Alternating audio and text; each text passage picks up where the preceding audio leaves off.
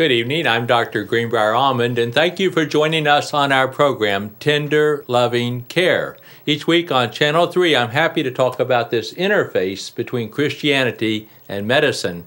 And tonight I'm going to talk about battles that we do in our life, and because I have two grandchildren, two little granddaughters, that will need to learn about how to fight some battles of life, I'm going to conceptualize and talk tonight in terms of David and Goliath.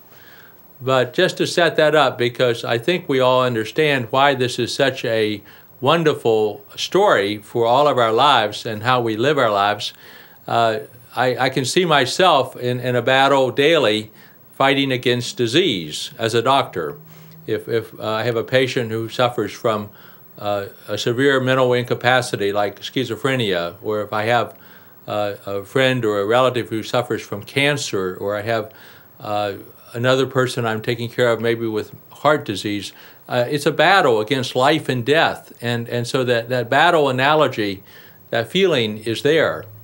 Of course, much of my medical career has been spent with veterans who fight our country's battles, and those are battles on battlefields in places like Iraq or Afghanistan or Vietnam. And those are with guns and mortar and missiles and all sorts of weapons of war. Then we have other battles we fight, and so these little granddaughters, I have to introduce them to this concept. They need to understand there are battles that our government sets up, a war on drugs. And we certainly have major drug issues right here in Upshur County. And but there's a national war going on that we're fighting on drugs. We have the war which began when I was back in high school, the war on poverty with Lyndon Johnson, President Lyndon Johnson, and we use the battle analogy for that. And so it is. We have so many of these. But I'm trying to, these little girls that I'm granddad to are just 1 year old now for Eliza, and little Harper Rose will be 1 in April. So they may not understand David and Goliath or the battles in the same way that that I'm sort of setting up the screen for you to talk about tonight. Perhaps their battle is like, how do I get mom and dad's attention if I'm wet or if I'm hungry? And that cry of the baby certainly sounds like they're determined. They're fighting for food or for something, dry pants or something. They're wanting something, and they want it right now, and they have a determination which would, I think, do any soldier good.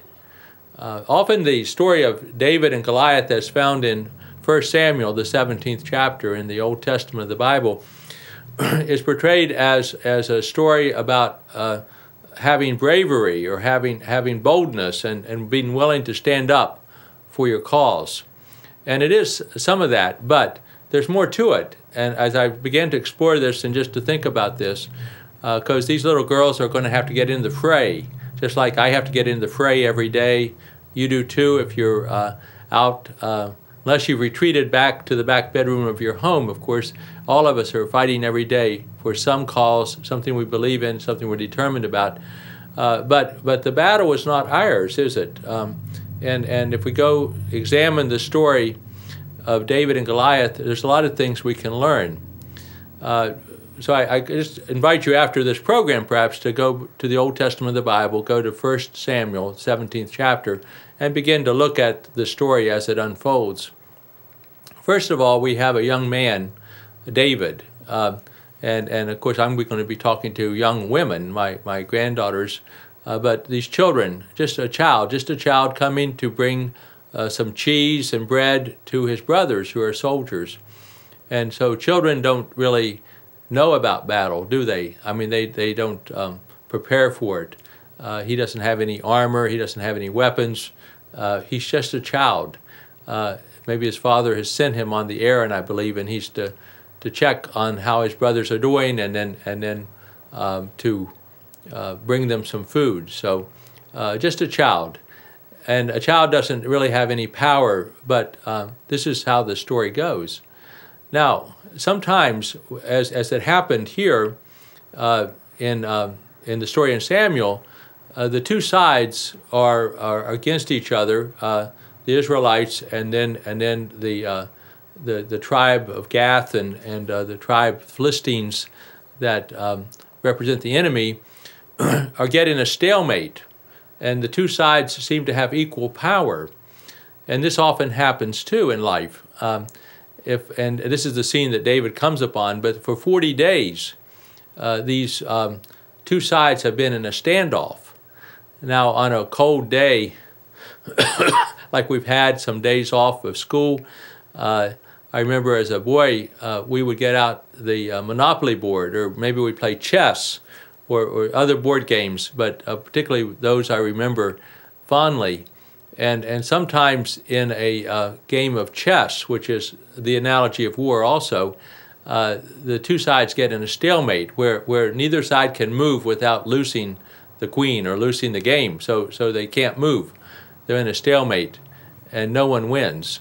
Or if you're playing Monopoly, if one person is delaying their move, it's like a stalemate of sorts. But that happens in life. We have been in stalemates here, to me, in our community at different times, where we needed to move off center to get something done, but it's delayed for a long time. Our community is waiting for Corridor H to be built. And I remember when I came to town 40 years ago after medical school, coming back, I remember talking to Attorney O'Brien about the new highway, and he talked about how years would pass before something would happen. Then he said something else will happen, then years will pass, and then something else will happen, then years will pass. And it seemed odd the way he was talking about it, but he was exactly right when it comes to the building of Corridor H. In fact, it's not done yet. It's almost like a stalemate. There's a little progress sometimes, but very little. And so battles can go that way too. We have, of course, in North and South Korea, the demarcation line, the DMZ line of truce line between the two North and South Korea, and that's still a hot battle area. Soldiers lined up on both sides, but no one moving. It's a stalemate of sorts. And you could think of your own examples in your own life. Sometimes you want to do something, but for the life of you, you can't do it. So for reasons like this, the David and Goliath story is a wonderful story for children to learn. As I began to think about this, again, for my grandchildren, it came to me that it's hard to tell Bible stories to children who don't know about the Bible. This has happened to me in my clinic practice. If I mentioned the rainbow, children don't know about the rainbow. What is that symbol of promise of God that there would be no flood? They don't understand that. And some of them don't even understand the heritage of they might have had if they were Irish or Scottish or something where my culture, my background, and a lot of Scotch-Irish in the mountains of Appalachia we look at that pot of gold at the end of the rainbow. That's a tradition. They don't even know that concept. In other words, our children don't have the basis of the stories that make up our culture. So even the David and Goliath story that I'm attempting to go over tonight, frame it for myself and then for the granddaughters, is not common in our culture. We don't speak of that so much, though we do speak of battles. Well, in any event, the rest of the story as it goes with David and Goliath is this young boy is coming forward, and he's insulted by the Philistines taking the name of God in vain and putting down God, the God of Israel. And so David stands up and says, I can do battle with you, but not me. And I try to get his words here because they're quite telling. When he gets ready to declare himself, he said he knew that the battle was not his, but it was God's. He said, "For the battle is the Lord's, and he will give you into my hands." The 17th chapter, the 46th, 47th verse of the story of David and Goliath. As a young boy, he had been taught that God would deliver Israel and God would deliver him. it put David in a good stead, didn't it, over the life. It's the type of story you want to tell a child who's going to face battles, whether it's a lion, whether it's a bear, whether it's a giant, whether it's ruling a kingdom, one of the greatest kings ever of Israel. The story of David and Goliath comes clear back to that central thesis that David believed that the battle was God's. And I'm not sure that our children are taught that, or that we ourselves say it often enough to ourselves to believe it. But it's true. And so what happened in the story here is that David doesn't have any armor at all. And he has his stones, and he has his slingshot, and the Philistine Goliath, who's a mammoth of a man. I'm not sure now how many feet a cubit is, but he's huge. And I have his height someplace here, but it's multiple cubits tall. He's quite a giant of a man, and he has armor. He has iron, and he has all sorts of armor on him that, of course, would be very heavy, but something David couldn't wear as a young man. But this giant of a man is practically impenetrable to a sword or a spear or anything like that. And of course, David has God on his side. This is the main point of the story. And also, I think whenever we're fighting any battle at all in our life, that the battle is not ours, the battle is the Lord's. It's what I would like to teach a child, because I think there are three levels of our life. There's the certain reality of that we see in front of us, the day-to-day stuff that we have to do to survive. We have to have food, shelter, clothing, this type of thing. That doesn't self-actualize us. This doesn't make us a great person. We have to have some type of dreams and plans. This might be going to school every day to get a good education, to prepare for a future. This might be putting pennies away, dimes away, saving for something like a bicycle. There's goals like this that are important. And then, of course, there are the very big dreams, the dreams that the victory is actually already God's, that God is in charge of everything. In our Christian heritage, we call it Christus Victor, Christus Victor. It means, using the Latin phrase, roughly translated, our victory is not in ourselves, but in Christ. And so that's an important lesson, I think, for a child to learn. I'm very proud that when I talked to my children and indicated what I want to do as a granddad for the children, they said, yes, you can present these Christian stories, these stories of faith, to the children. And now, many children don't get that opportunity to have a grandfather or a scout leader or a Sunday school teacher or someone who will present those stories to them. And I think they'll be less prepared for the battle of life. But it's an important lesson to teach to children that there's again, I don't know if I'll teach them in Latin or not, but Christus Victor, that the victory is not ours, but it's Christ. Well, let's imagine, if you will, what happened next. And you can go to, of course, to the story in 1 Samuel and see how it's written. But when David, this boy, approaches Goliath, he's taunted, and Goliath is making fun of him. You know, you're just sending out a mere lad, you know. But David is so enamored and so brave and courageous, not in himself, but he's sure of himself because of his faith. He says, "This day the Lord will deliver you into my hand," this young man says, "and I will strike you down and cut off your head. And I will give the dead bodies of the host of the Philistines this day to the birds of the air and to the wild beasts of the earth. And all the earth may know that there is a God in Israel, and that this assembly may know that the Lord saves not only with sword and spear, but the battle is the Lord's, and he will give it you unto my hand." So he's going to defeat him, cut off his head, and the other Philistines too. And it's hard to imagine how that will happen, but this is David's statement.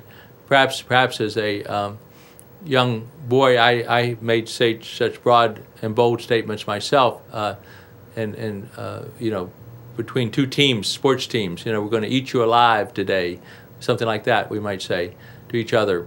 But that takes a faith, that takes an assurance to say those things.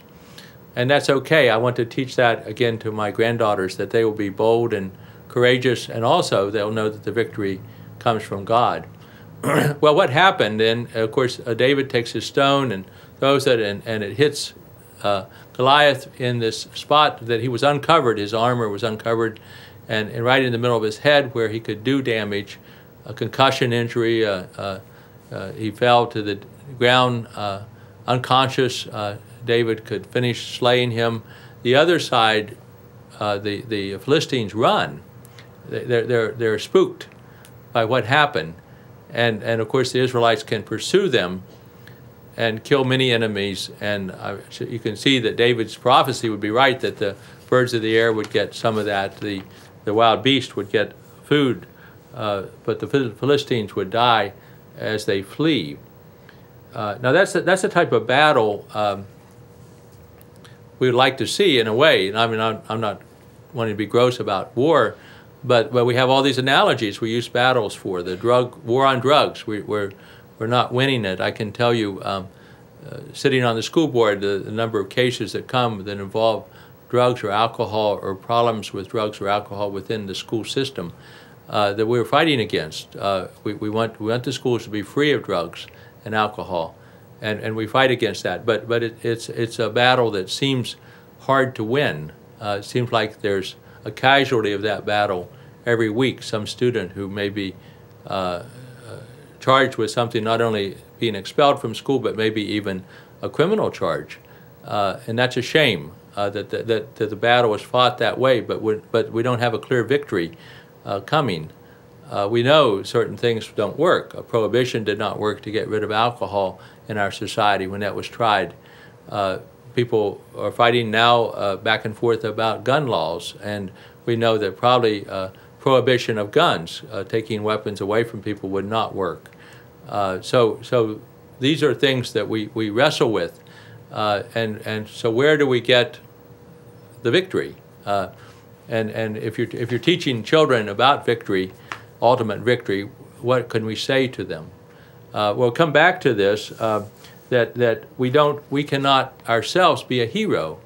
I can't be a hero as a school board member. I don't even think I can be a hero ultimately to my granddaughters as a granddad, but I can teach the granddaughters that God is the hero, that He is the one who will deliver us, will give us strength and finally deliver us. And there will be examples from my life, I'm sure, that I can use to say that too. And in fact, we have over and over again in the Bible, examples of God saying, I want to show to humankind that I care, that I love, and I want you to believe that the victory is mine.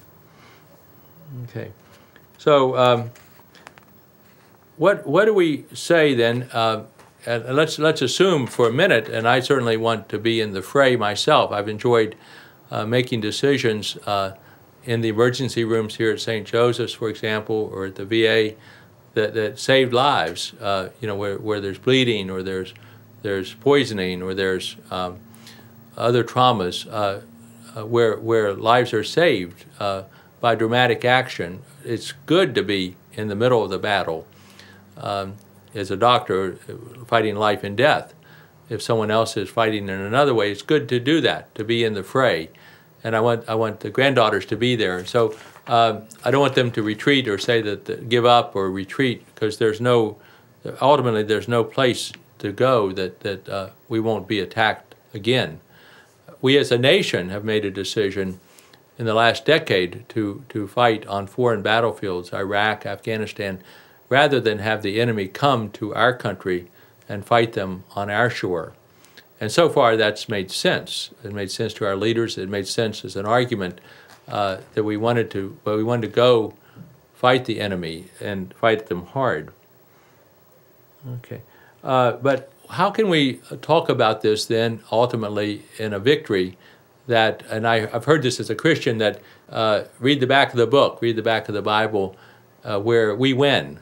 And it's true. Ultimately, Christ returns as a king. We have a heavenly kingdom, and there's it's a different world. It's an entirely different world.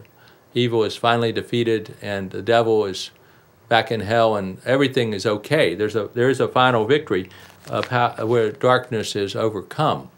But that takes, again, a faith statement. There'll be people listening today that say, I don't have faith for that, or I can't teach that. I can only teach what I see or what I feel or what reality says. But that won't be enough, will it, for grandchildren in the future? It's hard to say, again, what battles they will get into. But I know that they don't want to run from them. I suspect that the battles will be economic, that there'll be more poverty, that there'll be more hunger, that there'll be more need for medical care and things that like that. And those will be battles of sort of civilization that will fight, scarce resources and things like that. But this still will come back to David and Goliath. David's statement makes a lot of sense to me. The battle is the Lord's, for he will give you into my hand. So whatever the enemy is that we're fighting against, that's where we'll have the ultimate battle. One of the ways that I learned this, and I'm glad that my father has been on our program in the past some 52 times, that he published a book of his own stories, which you see advertised after this program's over each week, and which is available in local bookstores on Main Street, the Historic Society, up at the hospital gift shop, at the Arts Co-op on Main Street, other places. His book, and then the book I wrote about his stories, and then lately the book I wrote about the granddaughters, trying to help them understand some of these lessons of life and how to get in the fray. I'm glad that I have examples in my life. We have them in our community of people who have stood up and fought. Dad, I don't know how he did it, how he had the courage to do it, but it wasn't a matter of paperwork, it wasn't a matter of money, it wasn't a matter of security. Literally going on house calls in the middle of winter, and I've been there with him on some house calls where I know that we saved a life. Last year or two, when I was writing the second book, I was a man from up in the country called me up. He got the book for Christmas, and he said, "Doc, I want to tell you, I was the driver on the state road truck, the snowplow that went ahead of you when you made a house call with your father when you were 10 years old, and he went to Selbyville and saved the life of a young girl who had a head injury and needed to get back down out of the country back to St. Joseph's, and you all brought them back, and I plowed you up to Selbyville and I plowed you back down to the hospital because the snowstorm was a blizzard." And he said that was the high point of my life. He considered that a victory in his life, a battle won. And I'm glad for examples in our community like the stories that are already written. But I also want my granddaughters, a final thought here, to go back to the stories of the Old Testament, the stories of the New Testament, and know something about David and Goliath. It's a shame that when you bring this up that children don't understand what we're talking about. But David was, in a sense, the epitome of a youth who's innocent and who had no weapon and could not have won the battle himself. But he knew that the victory was God's. Goliath had all the tools. He had every weapon available at that time. He was an overpowering man. He could have won, and certainly could have killed David easily. And the Philistine army wasn't arraigned 52%, 48%, or something like that. It wasn't a stalemate. The Philistines should have won the battle, but except for one thing, the battle was God's. Well, until the next time, I hope you think about this, and if you have other stories that you think are worth telling to children, let me know. I'm wanting to write more stories of our community. I'm wanting to describe the stories in a way that are fresh, so that people don't just say, well, that's just a Bible story. It doesn't mean anything, or I can't say that in public, or whatever the separation of church and state has become. But I want these stories to be fresh so that the truths are there, because we have to raise a new generation of children who will grow up believing that they can have victory, and that not only they can have victory, but ultimately that the victory is God's. Until the next time, thank you for joining us on our program, Tender Loving Care. Special thanks to Channel 3 for this opportunity to come your way each week. We look forward to many more programs of Tender Loving Care.